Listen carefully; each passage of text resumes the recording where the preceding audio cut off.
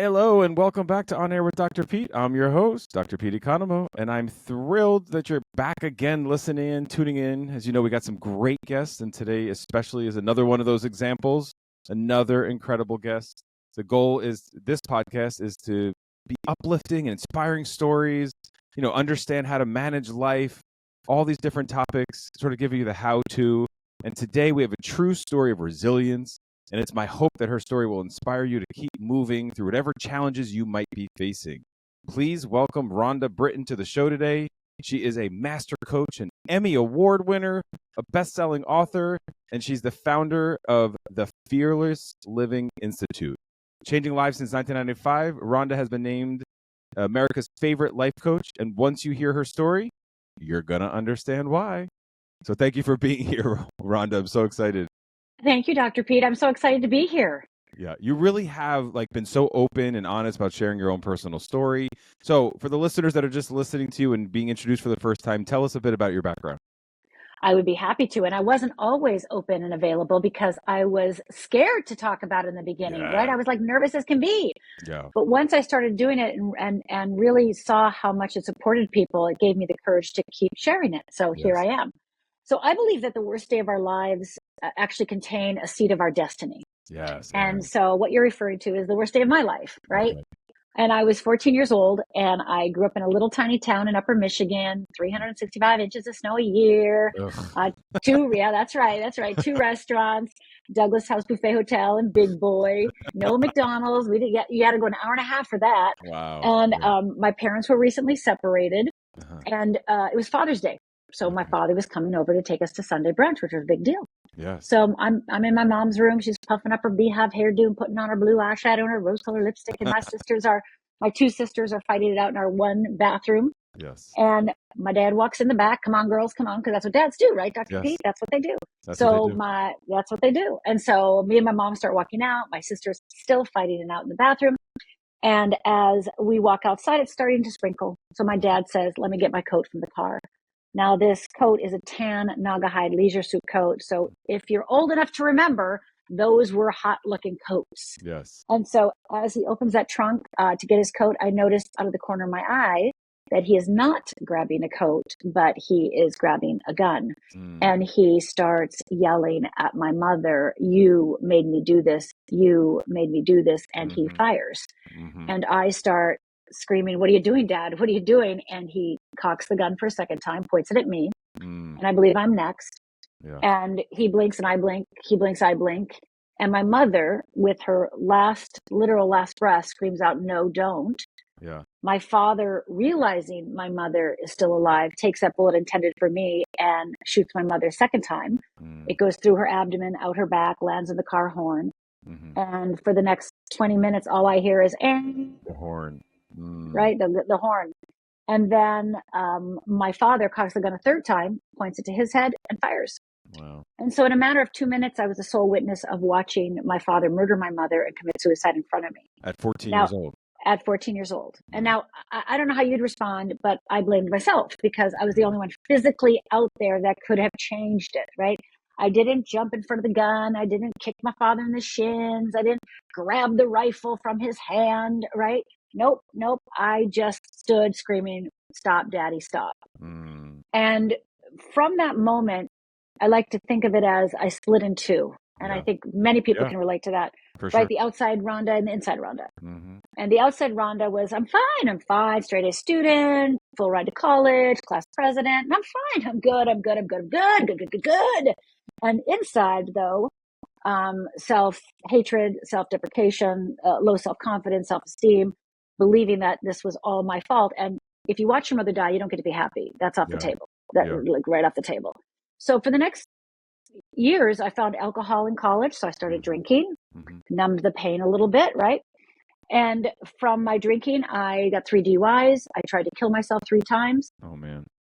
And it was that third suicide attempt that really made me realize I'm not very good at killing myself. Yeah. And it also made me realize that if I'm not dying, because that's what I wanted, then there must be a reason that I'm alive. Yes. Now, during those years of alcohol and DUIs and suicide attempts, I was also a self-help junkie. I was going to therapy and Okay. and reading books and going to workshops. I mean, I read my first self-help book when I was 12. So, Wow. I know, right? Yeah. And you're not going to believe the title. It was, Why Am I Afraid to Tell You Who I Am? Can you Mm. believe it? At 12 years old. Yeah, no. At 12 years old, Cut why from I'm cut from afraid. different cloth. Yeah. So here I am, realizing there's a reason for me to be alive after my third suicide attempt. And I'd done all that work. So I had a lot of knowledge, right? I had a lot of knowledge and tools, but it didn't take away the feeling that there was something wrong with me. Right. And so, by the way, if you try to kill yourself 3 times, they do put you in a psychiatric ward for evaluation. And Yes. I They deemed do. not crazy, right? Yeah. So I got to go home. And Yeah. so I'm home. And I just realized after all the work I'd done on myself, here I was again. Mm. And I have to start over. I have to start over. Yeah. And so I thought to myself, what do kindergartners do? Well, they get a calendar and gold stars. Right back to the Yeah, basics. yeah, back to the basics. So Yeah. I got a calendar and gold stars. Yeah. And for the next 30 days, I still have this calendar, by the way. I I put a gold star on any time I did anything good in any way, shape, or form.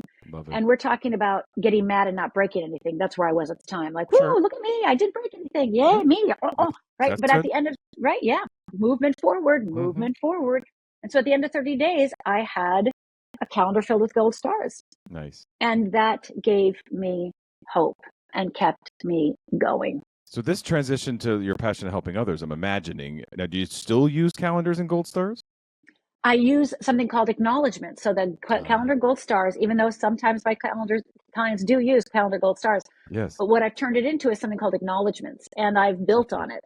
So acknowledgements are, today I acknowledge myself for, and you're acknowledging yourself for a little stretch, risk, or die that you've taken that day. Mm-hmm. Any movement forward, I don't care how long it lasts. I don't care if it's a second. I don't care if you thought it and didn't do it, but anything that is any different than the previous time before. And you are going to acknowledge the heck out of yourself, because as you know, people do not give themselves credit for their growth. They only keep track of how they're failing. Yeah, especially high achievers and with your trauma. I mean, if we, we're calling it what it is. And so, that's really an inspirational story, because at 14, there's not a lot of people that would be able to go through that, and find purpose, in that pain, which really, it seems to have intentionally sort of propelled you further and forward. So yeah, do you, yeah.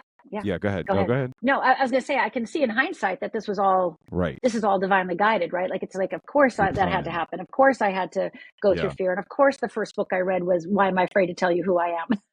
Well, we keep talking about fear. So that's what I'm trying to so I'm wondering, how did you allow yourself to believe that you could live a fearless life even after that type of trauma?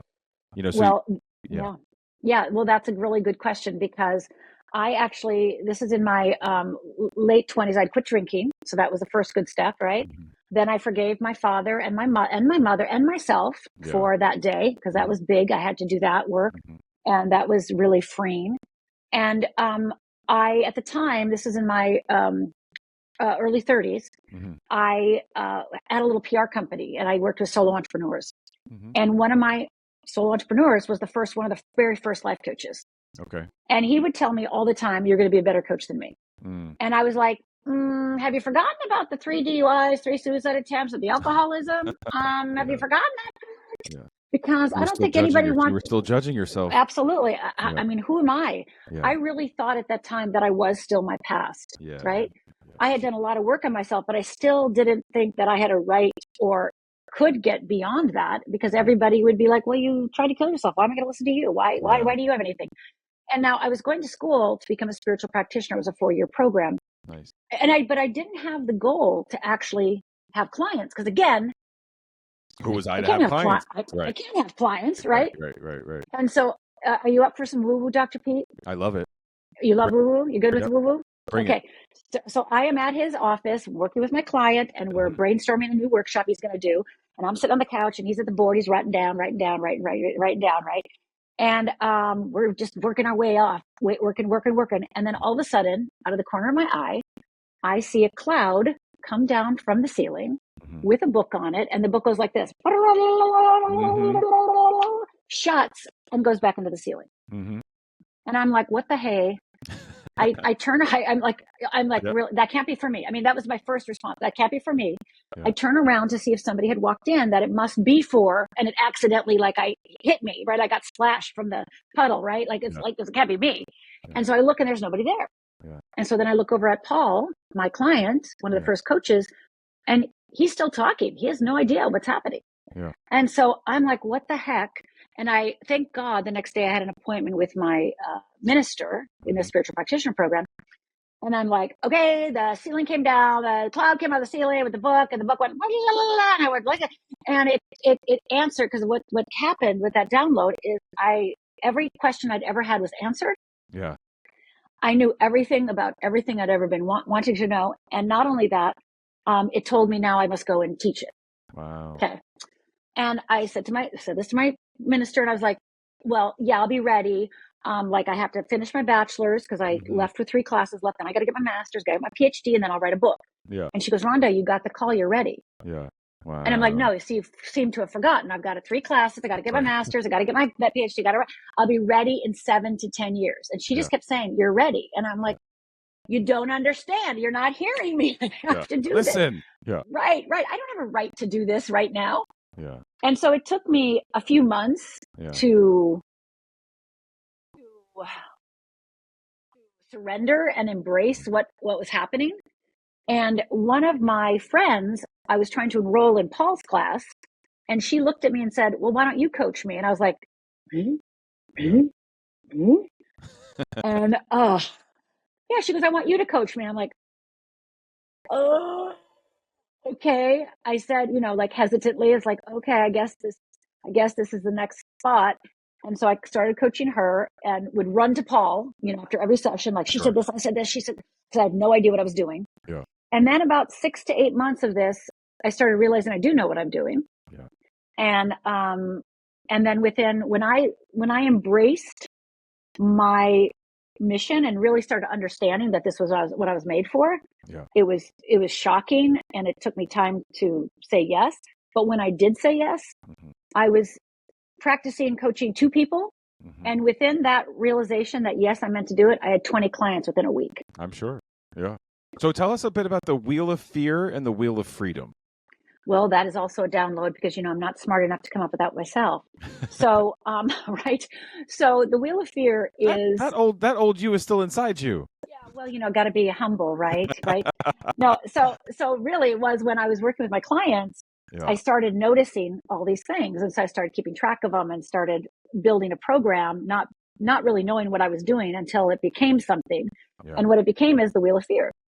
And the Wheel of Freedom. And the Wheel of Fear is that thing that stops you and wants to keep you safe from any, what I call stretch, risk, or dies, anything anything in the unknown, right? And so when people identify their core fear, because I believe we all have one core fear, when you identify that core fear and you start seeing how it operates on the Wheel of Fear, because it's just a method, it's just a way to see how it works. Sure. It's just mapping fear. Once you see that, 1, you can't unsee it, but 2, it explains all of your decisions. It explains all the reasons you said no and yes and got divorced and didn't get divorced and got married and didn't get married, or went to college and didn't go to college, or took that job or left that job, right? It makes sense of everything. Yeah. And the other thing it does is it takes away the shame of all your past decisions, all your poor, things that you're embarrassed by, things that you're ashamed of, things that you're, don't want anyone to know about you. It takes all of that away. Because what happens is you start seeing that the reason that action happened, the reason that you judged, the reason that you procrastinated, the reason that you people pleased, the reason that you got overwhelmed is all stemming from fear. Yes. And so they're not character flaws. No. They're not identity markers. They're not something's wrong with you. Right. It's literally fear. And once you can see how your fear activates, then everything starts making sense. Like you start seeing everything differently. Neuroscience says, as you know, that the one way to change your life, the only way to change it is changing your perception. That's right. And so when you have the model of the Wheel of Fear and the Wheel of Freedom, you see the 2 perceptions. Well, you're either looking through the Wheel of Freedom or you're looking through the Wheel of Fear. Your choice. The glass is half empty or the glass is half full? Your choice. Your choice, right? Yeah. And this is the deal. Once you start seeing your Wheel of Fear, once you understand what it is and you claim it, then you start seeing it everywhere in everyone else. So Yes. your level of empathy rises, your compassion rises, right? They're not a jerk anymore. They're just somebody driven by fear. Here, They're right. not being mean to you. I mean, even though they may be Sure. doing something that you don't approve of, you understand what's behind it. It's no Yes. longer about you. Yes. So there's so much freedom and so much power and so much choice in understanding how powerful you really are, and how in freedom life can look, be, experience. So the spiritual stuff, some people might not get that, and I love this like spiritual practitioner degree and idea. So like, what is And I your went to religion? ministerial school for a year too. So I I I like that. I mean, not every listener is going to be down with that, but I mean, I yeah. think there's such a space for it. So like, how do you integrate that now? Like religious, spiritual view of the world. What is it? Well, I like to think of it as, if God made everything, Mm-hmm. let's say God made everything. Right. And part of our neurobiology is fear. Fear is Mm-hmm. part and parcel baked into us. Then that also is God, right? Right. And I do Exactly. say that fear loves us. Yeah. Fear is just a underdeveloped tool that doesn't know who you are and doesn't know what you're capable of, and is Yes. still treating you like a 7-year-old or a 15-year-old or a 2-year-old, right? It's just Yeah. treating you as you were in the past, when you didn't have the courage, the skills, the fortitude, the practice to become who you're meant to be, Right. right? Right. So from a spiritual perspective, I always work on every problem from a spiritual perspective and a human perspective. Human Yes. reality, i.e., let's work on the fear, and then spiritual truth. What is your foundational belief Mm-hmm. that keeps on, where is it coming? Is it coming from fear or freedom? Right. So same with values. So I'll just give you a quick example. Integrity. I don't know anybody that wouldn't love to be called integrous, right? Like, oh, Yeah. you just have so much integrity, right? Yeah. But integrity and fear is rigid. Sure. There's no negotiation. There's Yes. no renegotiation. You said you were going to do it, and you're going to do it no matter what, because you said you're going to do it, even though it doesn't fit you anymore. It's not aligned with you anymore. It doesn't feel good anymore. You can't renegotiate. Yes. Well, that's in fear, integrity and fear. I have integrity. Well, fear-based integrity, Yes. or you can have integrity and freedom, which means you can renegotiate. Yes. It means you can have conversations. Yes. So every value and every spiritual belief Mm-hmm. filter through that wheel of fear, filter through that wheel of freedom, and you're going to get very different answers. Yeah, very rule bound is the behavioral idea there. So I love your Yeah. tagline, which is "Live the life your soul intended." Yeah. If you can't see, Rhonda is giving us a little shot out there. So a Joy. little joy. So Yeah, live the life your soul intended. that's right. Give me a success story around that. Like where'd that come from, or sort of where that tagline, a success story where that really embodies that tagline. Well, the tagline definitely came from God. So did Fearless Living. So, Nice. like I get all my titles from the big guy. Yep. And so live the life your soul intended. My role in this world and my job in this world for myself and for anyone who works with me or works at Fearless Living is to live the life your soul intended. What are you here to do? What is your purpose? What are you made for? Mm-hmm. Right? Like, what is it that you are not exhibiting, not expressing? So I have everything from, I just met with a client the other day who is also actually one of my coaches. Mm-hmm. And she owned her own business. She was a small business entrepreneur. She hated her business. She was really frustrated, but she had a belief that she had to keep going because she had investors and she didn't want to let her investors down. Right? So she just kept plowing through. Well, when she understood her wheel of fear, she was able to understand how to shift her business model. Nice. So one, that she liked it more, Yes. but two, she started building her business into a place where she could sell it. Yeah. And now, so she sold her business, and then she started coaching entrepreneurs for exit plans for their businesses. Nice. And now she's working. I just had a conversation with her. It's so exciting. She's now working with high net wealth individuals on helping them identify their wheel of fear and wheel of freedom, because people who are making $50 million and $100 million also have fear. They sure and do. So she's actually coaching those people. Yeah. And it's so exciting. And here she was, she was having troubles with her marriage. She, was in a business she didn't love. And now she and her husband, they bought a dream home. They never thought they could do it. So they're living where they want to live. She's painting. She's living. If you talk to her, if you see her, she is just a shining star. Oh my God. So that is one example, but there's other examples, so many people. I'll give it another beautiful example. There was a man who found Fearless Living, and he loved it. He loved Fearless Living. He loved the wheels. He understood it. And he was divorced. And he thought to himself, well, wait a minute. What if the problem with me and my wife was the wheel of fear and wheel of freedom? Yeah. So he called his wife Yeah. his ex-wife, Ex-wife. Yeah. and told her about the wheels. Yeah. She agreed to do them with him. She agreed to do Fearless Living with him. Nice. And they got remarried, and they are the two giddiest, happiest couple. I mean, when I have live events, sometimes they come and they like sit in the front row, and they will always say, we're married because of you. This Fearless Living, without Fearless Living, we would not be married. And I've heard that over and over and over again. We would not be married without Fearless Living. That is Because so it's powerful. I mean, fear is so powerful, especially as a psychologist. I mean, it's, I'll have clients, they'll come in and they'll be like, I'm anxious. I'm like, good. Like, you're alive. That's good. It's, you're supposed to feel. Now let's build a healthier relationship with it, which sounds like that's what these wheels help people do. So for listeners, tell them about like what habits or routines that you have as a part of your life to deal with your own fear. I'm a great breather. Yeah. I'm a great breather. And I'm also a great reader. Mm-hmm. I believe in anchoring myself each and every day in spiritual truth. So I'm always reading a spiritual book, but I'm also always reading a neuroscience book or a psychology book or something, because I'm a eager learner, right? I'm a growth girl all the way. Yeah. So I'm always including myself in my own work. Yeah. And one of the most honest things that I do each and every day, the thing I practice the most, is living on my wheel of freedom. Nice. And my essential nature on my wheel of freedom, because the wheel of fear and the wheel of freedom both have 4 spokes. Mm-hmm. And one of the spokes on the wheel of freedom is your essential nature, and mine is authenticity. Okay. So my greatest practice is, am I being authentic right now? Okay. And that, my friend, the answer is not always yes. That's right? Because I also, right, have fear, stretch, risk, and die fears. Sure. So one of the greatest practices I do. And of course I pray, I meditate, I connect with my, with my friends and connect. I'm a really big connector of staying connected, because I can isolate really easy in fear.